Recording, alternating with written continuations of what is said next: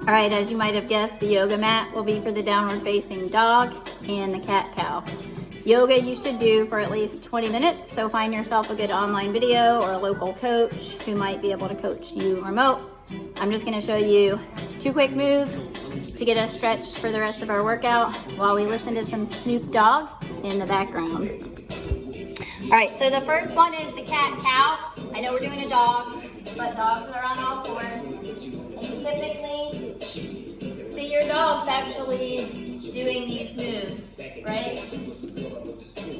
Stretching themselves out because they know they're about to go run like crazy.